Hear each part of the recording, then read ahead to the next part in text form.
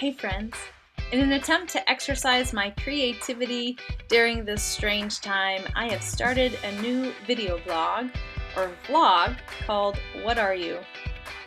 No, it's not really an existential question, but an open-ended beginning to all sorts of conversations that begin with, What are you?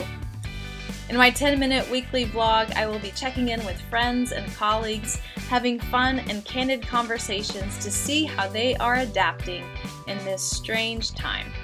I hope you like it.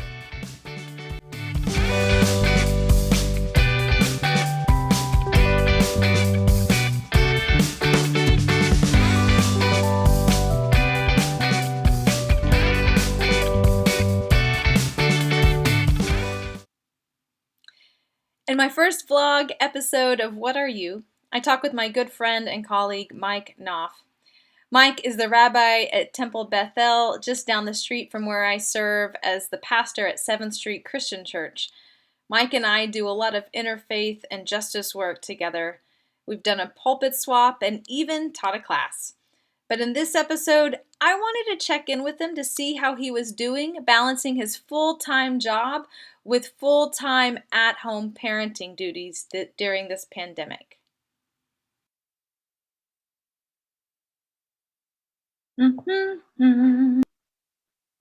Hello.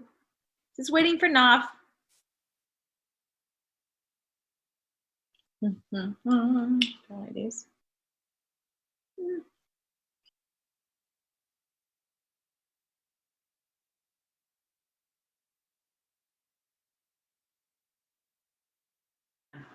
Hello, Mike.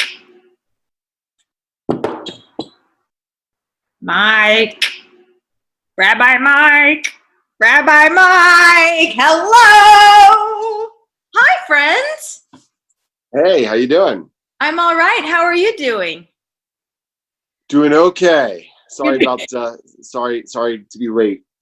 But my question for you today is I know that you are a full-time rabbi.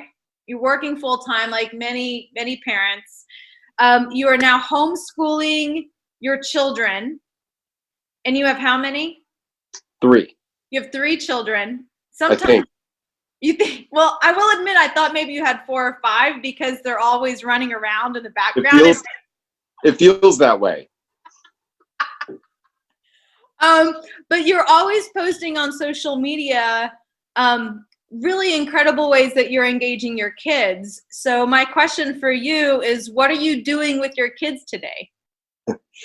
So my wife and I are balancing both of our work and tending to the kids. And so today is more of a work day for me and more of a kid day for her. So I'm doing less today than yesterday. And it's, I have 3 kids at all different stages, so it's different for each one. But yesterday, and I guess today a little bit, we're focusing on Israel's Independence Day, which is tomorrow. So it starts tonight and goes through tomorrow night.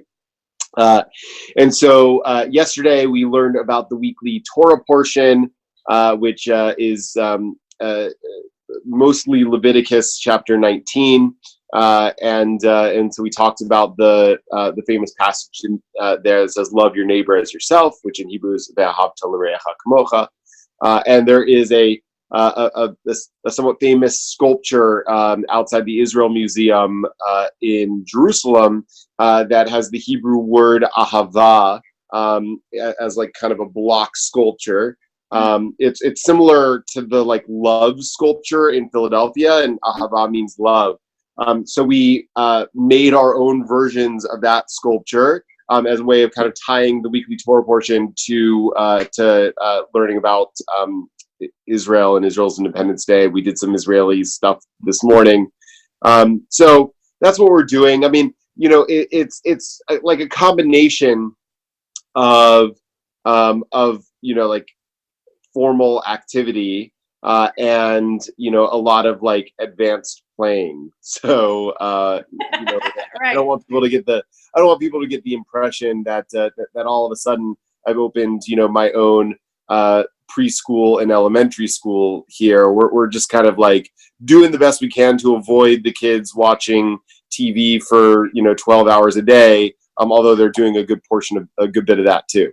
What are you feeling are like the biggest challenges balancing, work and I mean, you've always been full-time parents, but parenting in a pandemic with them being at home. The biggest one is time, right? I mean, you know, in a normal circumstance, for 8 or 10 hours a day, my kids would be at school, you know, and during those hours, I would be working, right? And so, you know, now, uh, at least a large chunk of those hours, I am doing at least the, you know, parental supervision, if not schooling, and having to put, you know, all of my more than full-time work into a fewer amount of hours per day. So that's honestly the biggest challenge. And then like within that, there are, you know, secondary challenges, which is like, how do I keep my kids engaged and somewhat educated, if not, you know, if not like not bored for those, you know, 8 hours, 10 hours, 12 hours a day. You know, short that doesn't involve me like sticking them in front of a screen for that whole time. Although I do some of that too. You know, so which is stressful, and like I, you know, part of my job is part of your job too. I mean, like I teach, like it's not like it's not like I'm a stranger to pedagogy, but there's a difference between teaching, you know, a room full of 20 of my, you know, of the kids in my congregation and like one of my own children. The role, I applaud parents who do homeschool and homeschool successfully. They have a gift that I think I don't have, or just the dynamics of my family are different. But like that's a major challenge. And then laying on top of that is the, you know, the general anxiety of the moment that, you know, impacts the kids in different ways and manifests in different ways and you know, impacts me and my wife, you know, in our own kind of psyche and in our own lives, and trying to, you know, get through all of this without, you know, without killing each other. I mean, it would be it would be ironic, darkly ironic, to, you know, not be killed by COVID-19, but to like end up, you know, like in mutually assured annihilation in our household. So we're trying to avoid that. That's good. That's good. And I don't think you're alone in navigating and all of that balance between work and parenting and work and full-time togetherness, right? With your partner, your family, when we're used to having a bit more balance. Right. What advice do you have to anyone out there or parents out there that are also navigating these same challenges? Well, the first thing I do want to say, you know, in addition to this, is that, you know, I'm navigating these particular challenges, and I recognize that there's some degree of privilege in the challenges that I'm having. You know, so like I'm fortunate to, you know, have a good roof over my head and enough, you know, food in the pantry and in the refrigerator, and you know, I have a job that enables me, at least, you know, somewhat, to do it remotely, and you know, we can manage those things, and my wife too. So, you know, so I kind of balance all of that with a degree of humility that that I'm pretty well off, especially considering the hardships that a lot of people are facing. So first, I think one of the things that I do is I kind of try to hold that, not to necessarily minimize my own circumstance, but to put it into context, which I think is helpful.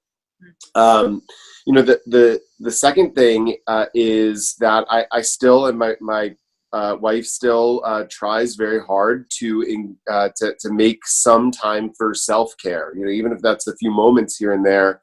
You know, Adira's been really gracious and accommodating to me to enable me to exercise, and I tried to give her the space that she needs to take care of herself.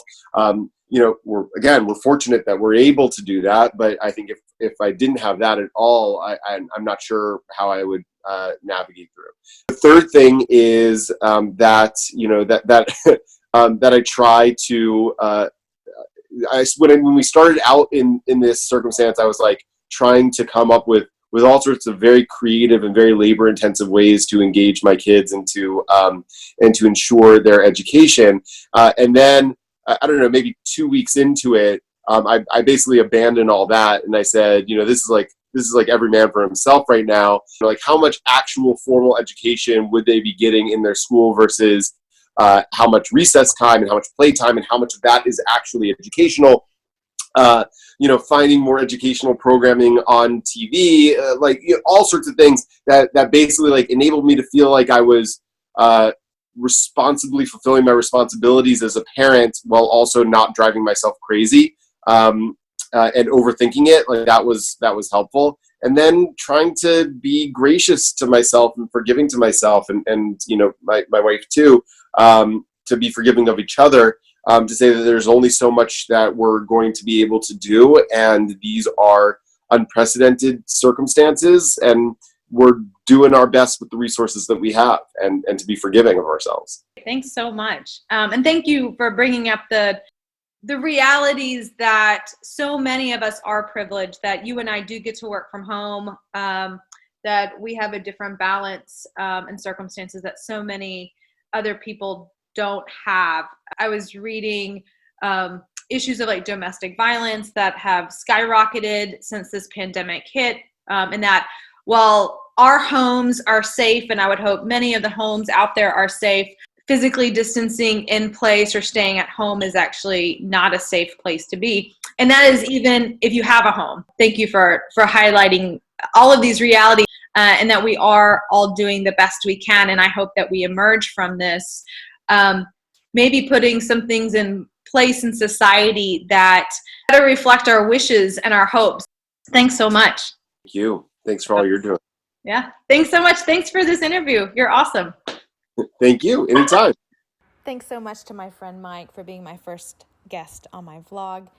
He was kind enough to share some pictures of his kids learning and having fun.